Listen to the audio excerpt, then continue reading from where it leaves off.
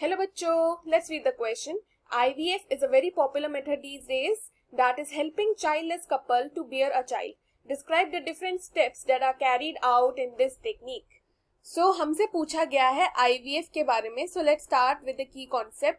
और हमारा जो की कॉन्सेप्ट है वो है IVF. IVF का फुल फॉर्म होता है इन विट्रो फर्टिलाइजेशन. सो देखिए कई बार क्या होता है कि due to certain problems fertilisation successful नहीं हो पाता in some couples, right. So couples में जब वो नहीं हो पाता है नेचुरली, सो उनको एक असिस्टेड रिप्रोडक्टिव टेक्नोलॉजी की हेल्प लेनी पड़ती है. असिस्टेड रिप्रोडक्टिव टेक्नोलॉजी, और वो कौन सा है? वो है IVF, राइट. सो IVF क्या करते हैं हम? IVF में ना हम लोग एक एग ले लेंगे फ्रॉम मदर और स्पर्म ले लेंगे फ्रॉम फादर और उसको फर्टिलाइज करवाएंगे इन लैबोरेटरी, राइट. उसके बाद हम उसको कल्चर करते हैं, देखते हैं इज इट फिट और नॉट, और फिर हम उनको वापस बॉडी में इम्प्लांट कर देते हैं. सो ये पूरा प्रोसेस है इन शॉर्ट.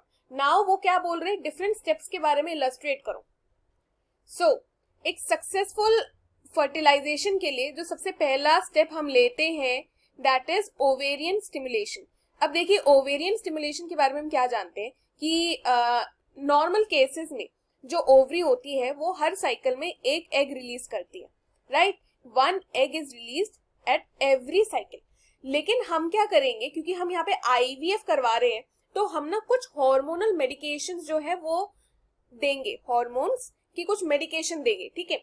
और ये क्या करेगा, ये ओवरी को स्टिमुलेट करेगा. It will stimulate the ovary to release multiple egg. पहले क्या था, पहले 1 egg था, लेकिन अब हो जाएगा वो मल्टीपल एग. सो जब ओवरी को स्टिमुलेट किया जाए थ्रू हार्मोन्स ताकि वो मल्टीपल एग रिलीज करे, उसको कहते हैं ओवेरियन स्टिमुलेशन. अब वो हार्मोन्स कौन कौन से हैं? तो हार्मोन सबसे पहला है फॉलिकल स्टिमुलेटिंग हार्मोन यानी कि FSH and luteinising hormone LH. तो ये दो हार्मोन्स जो होते हैं वो अराउंड 10 to 14 डेज के लिए रेगुलरली दिए जाते हैं. अब आते हैं हम अपने नेक्स्ट स्टेप में. जो सेकेंड स्टेप है वो है मॉनिटरिंग. मॉनिटर किया जाता है एग को, मॉनिटरिंग. सो अभी हमने पिछले वाले स्टेप में देखा कि हमने ओवरीज को स्टिमुलेट किया.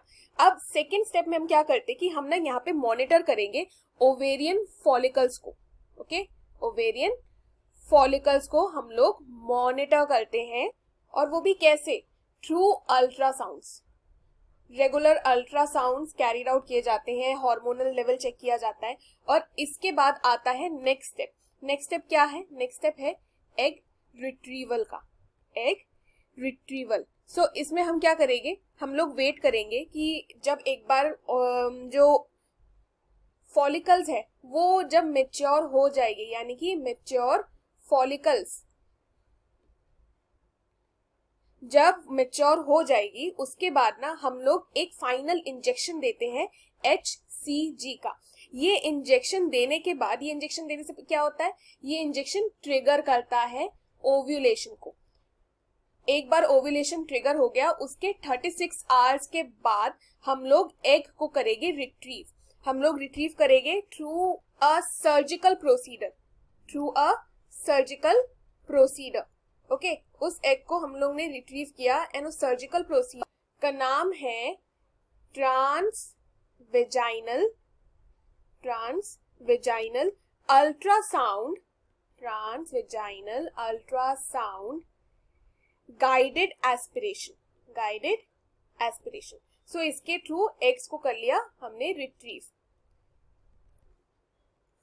अब इसके बाद हम क्या करते हैं, जो एग रिट्रीव किया है ना, अब उसको करवाना है फर्टिलाइजेशन, और फर्टिलाइजेशन करवाया जाता है लैब में. ओके, और फर्टिलाइजेशन करने के बाद कुछ दिन के लिए इसको ना कल्चर करेंगे.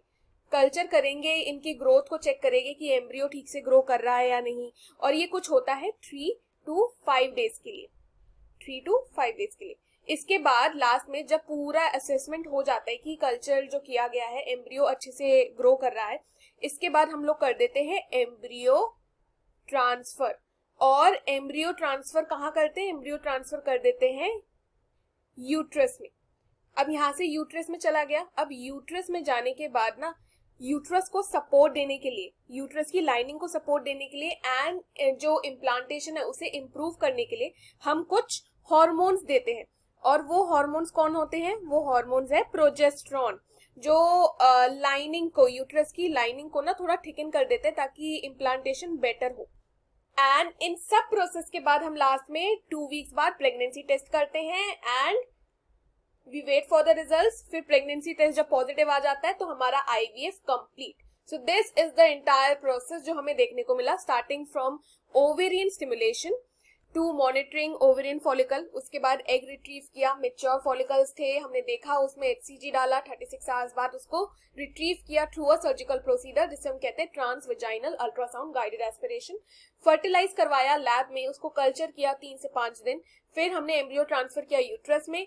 यूट्रस में ट्रांसफर करने के बाद हम कुछ एक्स्ट्रा हार्मोन देते हैं ताकि बेटर इम्प्लांटेशन के चांसेस बढ़ जाए and at last pregnancy test जो कि कंक्लूड करता है हमारा IVF को। I hope you have understood the question well, students. Best of luck.